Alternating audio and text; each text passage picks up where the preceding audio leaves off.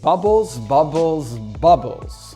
Sparkling wine is one of the most exciting and diverse wines out there. But what is the difference between Champagne, Alta Langa, Franciacorta, Prosecco, and all the other fizzy bottles? Today, we are diving into the world of sparkling wine, breaking down each method of sparkling wine production, how they're made, and what could be your next favorite.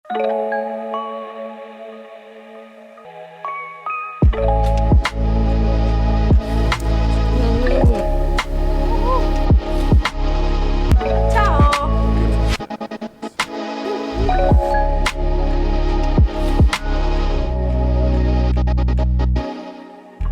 Let's open one and talk about bubbles.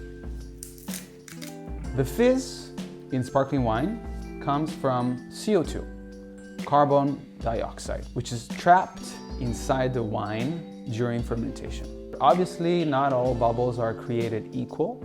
There are different methods to create bubbles. Every single method influences taste, the kind of bubbles, and general profile of the wine. Method number one, champenoise or traditional method. It comes from Champagne and it's used for a lot of high quality sparkling wines around the world. Examples are Alta Langa, Champagne obviously, Franciacorta. How is it made? To make it very simple, this kind of wine goes a secondary fermentation within the bottle that creates the sparkling. Taste profile.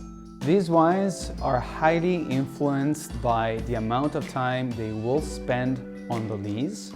So you will see on some sparkling wines made with a traditional method, the amount of time on lees, which is usually in months. This kind of procedure will add a more yeasty character to the wine. If you're looking for taste profile notes, here is what we recommend looking for when you're tasting the wine.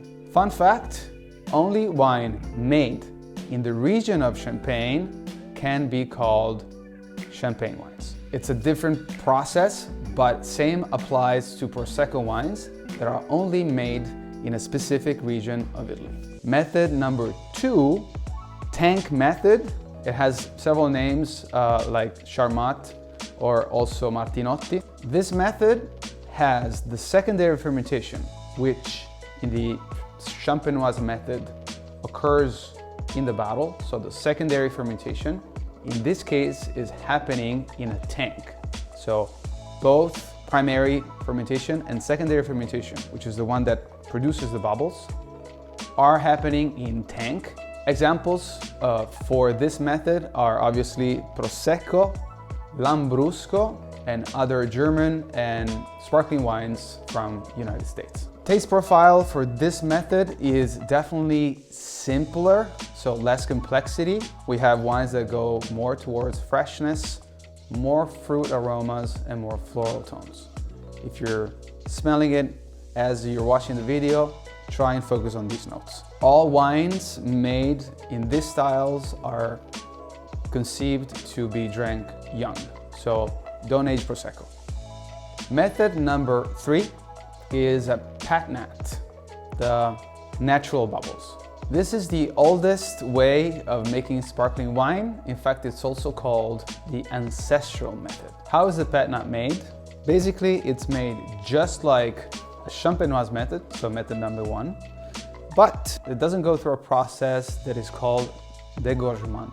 So the lees will stay in the bottle until you open it. While in traditional method, usually the lees are removed to have a cleaner wine. Typically, you'll see a crown cap on Pet-Nats and always a cork cap on champenoise method. Flavor profile of Pet-Nats is very diverse. It will go from very yeasty to very fresh.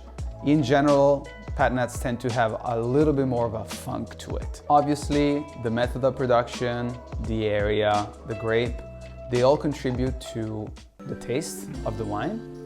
But there's one more very important factor, which is sugar. Ever notice words like brut, dry, extra dry on sparkling wine? They are meant to tell you how much sugar is in the wine. And you can see the content here. So in conclusion, what is the best wine for your sparkling night? If you're going for something very elegant, I would recommend picking something made in a champenoise method. If you're looking for something a little bit more on the fresh side and a little less pretentious, go for a tank method. And if you're feeling adventurous, why not a Pet-Nat? Let us know which one is your favorite method and your favorite sparkling wine in the comment. Thank you for watching. Please subscribe to the channel. See you in the next one.